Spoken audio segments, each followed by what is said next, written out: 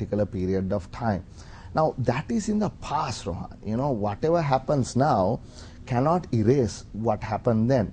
So, before we go on to what we can do, how do we sort of deal with what happened? You know, how can we say now, look, this is what happened, and is there some way we can, get out of that predicament we are in? Well, that's the more difficult area, and I think one has to concede that. Right. And one of the things that the government could consider doing is to investigate some of the more serious allegations. I believe the government has already announced that they may be willing to do something like that in response to the US State Department's report. But let's remember that the EU investigators' report documents a whole lot of human rights violations and concerns about media freedom, abductions, the IDPs, things that are not so difficult. And my disappointment is that the government of Sri Lanka has not been willing to even try to address some of those issues. You may recall that the Center for Policy Alternatives, we just zoomed in on a very narrow area, ICCPR. We didn't talk about the torture issues and the war and the conflict, and we pointed to shortcomings with respect to our Bill of Rights. Now, even on that issue, nothing very much has happened.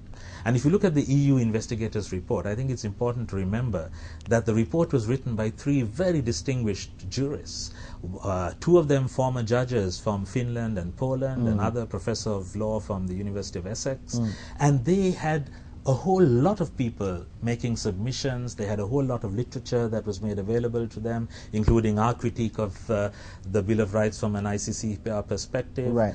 And they sort of came to a kind of judicial conclusion that our laws were inadequate, and also there was a big gap between our laws and implementation on the ground. Yeah, now, a year back, you told, here talking with me about the non-existence of the right to life in Bill of Rights.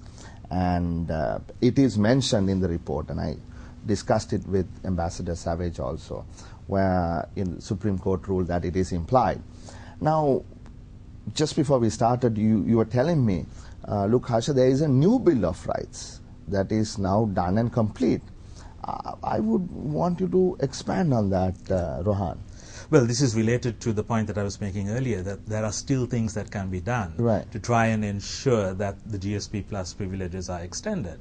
About 1.5 years back, the Ministry of Constitutional Affairs appointed a committee of experts to draft a new Bill of Rights, which could be considered as an amendment to the present Constitution. And it included a number of very distinguished experts, people like Jayampati Vikramaratne, who were part of the 2000 constitution-making exercise, some of my colleagues from the Faculty of Law. And they have actually come out with their final document, which is very good, and which addresses a number of the criticisms that have been made over the years about the 1978 Constitution Bill of Rights, which improves the Bill of Rights to make it much more compatible with the International Covenant on Civil and Political Rights. And I would have thought that if the government is serious about trying to make our laws compatible with our international obligations, they could introduce that in Parliament even next week. And I can't imagine the opposition voting against it. So that's something tangible, concrete, it's ready, which can be done in a couple of days. Now, is this an amendment to the Constitution? Is that what it really means? Yes. It is an entirely new Bill of Rights, which can be introduced in place of the existing Bill of Rights, as you said, in the form of a constitutional amendment. So all it will need is the approval of Parliament with a 2/3 majority. Now, it is on record, opposition parties have said that they are willing to extend their support to get the 2/3 majority to make this amendment go through. Now, if this, introducing this new Bill of Rights into the Constitution is going to solve a lot of these problems that have cropped up, why then is that not even being discussed? Forget about it being implemented and brought to Parliament. I haven't heard anybody in government talking about even the existence of this new Bill of Rights.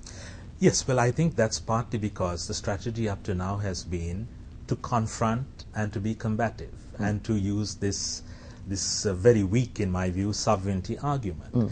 If there is, even at this late stage, a change in strategy, and it's a question of, okay, let's try and do what we can to show a sort of seriousness of purpose with respect to improving our human rights record, then this can be one. I don't think it will solve all the problems, because if you look at the EU investigators' report, there are lots of other things also that may need to be done. Yeah, and also I just want to interrupt here that they talk a lot about implementation, right?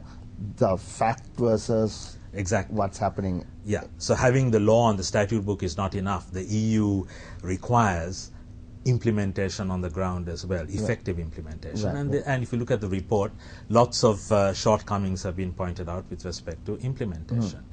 But the government can do a package of things. Let's forget about the serious, the difficult ones, about war crimes and things like that. Right. They can do a few things. What about pardoning Tissanagam? What about... Well, they pardoned Jassir. I know. So they can easily pardon Tissanagam. What about doing something on the IDPs? Can you actually do that? Doesn't he have, that whole appeals process, doesn't it have to finish? But my information is that Tissanagam is willing to ask for a pardon, right? So if he has not already. So something can be done. If you look at Jassiharan's thing, everyone got involved, there were discussions with the lawyers, Attorney General's Department. Something similar could be done about Tissanagam, because the whole issue of media freedom has been focused on a lot in the report. Something on the IDPs. I'm very happy that the government seems to be now trying to do something on that front. Yeah, 40,000 were... Yeah. So let's keep the people who may be LTT suspects. What about the others? Allow them to move. Give them some freedom of movement. And if you look at the EU investigators' report, they've been extremely critical of the Attorney General's Department and about the rule of law.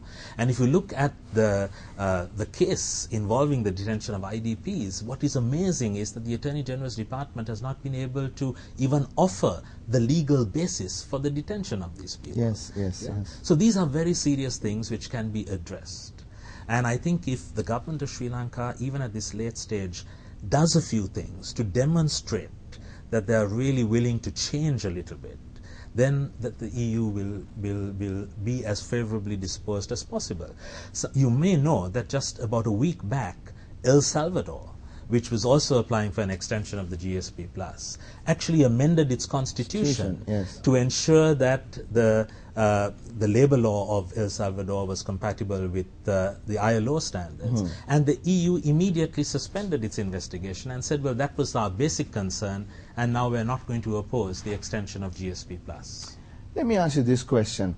Now, you've offered a number of or suggested a number of things that the government can do, even at this late stage.